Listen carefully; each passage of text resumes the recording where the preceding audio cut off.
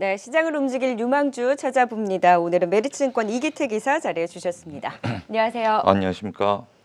외경 유화가 굉장히 잘 가고 있어요. 예, 기쁜 일입니다. 네, 예. 그래서 오늘의 종목과 이슈도 기대가 됩니다. 오늘은 어떤 포인트에서 종목 찾아오셨을까요? 예, 오늘은 광고 업계가 좀 바뀌고 있다라는 주제로 좀 말씀을 드리고 싶은데요. 광고 시장도 재편되고 있다라는 내용입니다. 작년에 다들 들으셨던 내용인데 보도자를 먼저 보여드리고 광고계가 어떻게 바뀌고 있는지를 좀 말씀드릴까 합니다. MBC 수익을 뛰어넘는 6살 유튜버라는 제목의 기존 매체를 위협하는 이런 내용이 있는데 유튜버 6살짜리 꼬마가 MBC 전체 직원 1,700명을 넘어서는 수익을 내고 있다라는 내용입니다. 그러니까 지금 현재 시대의 흐름이 어느 쪽에 흐름이 가고 있는가, 그리고 광고 시장도 어떻게 변화해야 되는가, 구체적인 내용을 나타내는 그런 보도 자료라고 보실 수가 있겠고요. 미국의 7세 유튜버는 연간 수익이 244억 원입니다. 그러니까 이 꼬마 7살짜리가 우리나라 중견기업들의 영업이익 정도를 맞먹는 수익을 보고 있다. 그리고 구독자가 1,731만 명이라고 하니까 우리나라 전체 인구의 한 4분의 1 정도가 넘는 구독자가 있다, 그렇게 보시면 되겠습니다. 이게 오늘 어떤 말씀을 드릴까 하는지 이제 대략 감을 잡으셨을 텐데요. 사람들이 소비 패턴, 생활 패턴이 바뀌면서 기존 매체에 머물러 있는 시간보다 자기가 원하는 매체에 머물러 있는 시간이 훨씬 더 많다라는 내용이고요.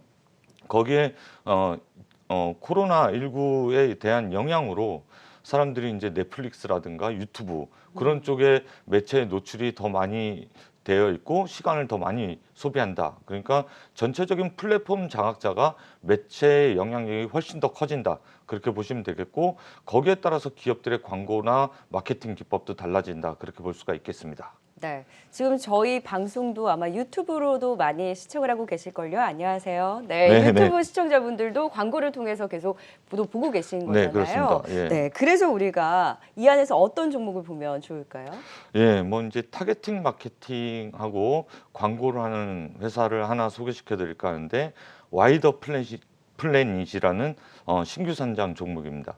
와이더 플래닛은 여기서 보시는 바와 같이 오른쪽 제일 끝에 소비자가 있고 왼쪽 제일 끝에 기업이 있는데 중간에 광고 대행사가 있죠.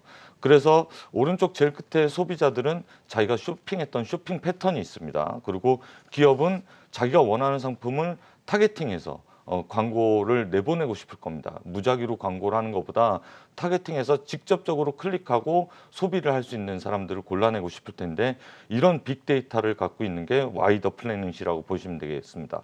4,300만 명의 빅데이터 소비 패턴을 갖고 있어서 우리가 어떤 플랫폼을 가든 어떤 검색을 하든 어떤 상황에 노출되어 있으면 그 노출에 맞는 광고가 뜨게 되어 있는데, 이런 광고 기법을 이제 와이더 플래닛이 개발했고 이런 인공지능 알고리즘을 갖고 있다, 그렇게 보시면 되겠는데, 이게 아까 말씀드렸듯이 1세대는 무작위 광고 노출입니다. 어떤 매체를 보면 그냥 나도 모르게 우계 광고라든가 아니면 버스 광고라든가 많죠. 지명 광고라든가 이런 광고들이 무작위로 나오는데, 2세대 기법은 검색 광고였습니다. 내가 뭔가 검색했을 때 그런 검색어에 연관되는 광고들이 떴는데, 지금은 아까 말씀드렸던 프로그래미틱 광고라고 해서 프로그래미틱 광고 시장에서는 와이더 플래닛이 강자다, 그렇게 보시면 되겠습니다. 최근에 쿠팡 관련주로 엮였었잖아요. 쿠팡의 주요 고객사라고요. 네, 그렇습니다. 네. 쿠팡뿐만이 아니라 9천억 개가 넘는 고객사가 있는데요. 방금 전에 와이더 플래닛의 이제 그 수익 모델을 좀 보셨다라고 하면, 그러면 이제 실적 추이 전망을 좀 해야겠죠. 와이더 플래닛이 짙은 남색 이 막대가 매출은 거의 크지 않는데 회색 선이 올라가는 게 상당히 가파르게 올라가고 있는 게 매출보다는 타겟팅이 잘 돼 있어서 영업이익이 올라간다, 그렇게 보시면 되겠고요. 그럴 수 있는 게 이제 클릭당 과금, 아까도 얘기했지만 4,300만 명의 DB를 가지고 클릭당 과금을 했을 때 누가 더 경쟁력이 있냐라고 봤을 때 소비 패턴을 알고 있는 와이더 플래닛이 훨씬 더 경쟁력이 있다. 그래서 기업체도 광고 대행사를 통해서 와이더 플래닛의 솔루션을 이용하고자 하는 거고요. 네. 소비자도 자기 소비 패턴에 맞게 그러한 광고에 대한 클릭을 그리고 구매를 더더욱 할 수 있는 그런 솔루션을 갖고 있다. 그렇게 보시면 되겠습니다. 방금 전에 말씀하셨듯이 고객사 왼쪽, 그러니까 P와 Q가 다 느는데 왼쪽 고객사 보면 여기 한국경제도 보이네요. 저희도 있네요. 예. 네. 그렇기 때문에 오른쪽에서는 이제 다양한 고객들이 이제 왼쪽 오른쪽 매체와 고객들이 다 있는데 이커머스서부터 금융, 기타 서비스까지 다 포진되어 있는 것을 볼 수가 있겠습니다. 그런데 지금 사업 부분별 매출 추이를 보시게 되면 지금 현재 올해 잡혀 있는 게 이제 재작년을 2019년을 넘어설 것으로 보여지는데 이게 65%는 모바일 쪽에서 당연하겠죠. 뭐 가장 많이 머물러 있는 시간이 모바일이니까.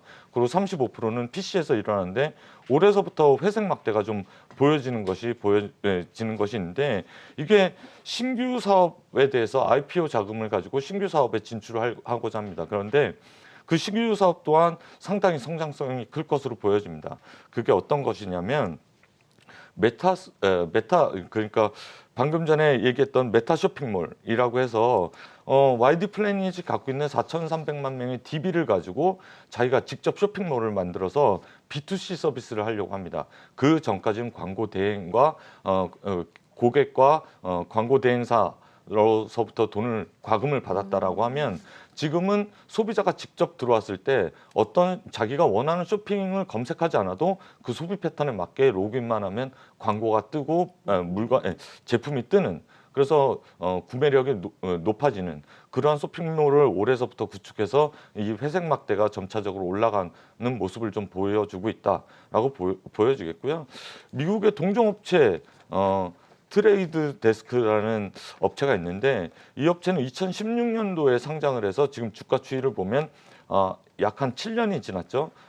한 100배가 오르는 모습을 좀 보여주고 있는데 이러한 모습을 경쟁사가 갖고 있기 때문에 YD 플래닛도 순차적으로 공부를 해 나가시면서 이러한 종목에 관심을 좀 두신다라고 하면 앞으로의 성장성에 대한 배팅을 좀 할 수 있지 않을까 그렇게 볼 수가 있겠습니다. 네, 미디어 커머스 그 광고 대행과 더불어서 그러니까 실적 성장뿐만 아니라 최근에 시장 트렌드와도 이제 부합이 되면서 저희 한국 경제를 중심으로 또 쿠팡까지 주요 고객사로 든 와이더 플랜이 최근에 쿠팡 관련주로 오를 때 정확하게 잘 몰랐는데 오늘 또 기업에 대해서 제대로 공부를 해볼 수 있었던 것 같습니다. 목표가는 4만 원 선까지 또 높게 제시를 해주신 만큼 기대를 걸면서 지켜보도록 하겠습니다. 지금까지 메리츠증권 이기태 기사와 함께했습니다. 고맙습니다. 수고하셨습니다.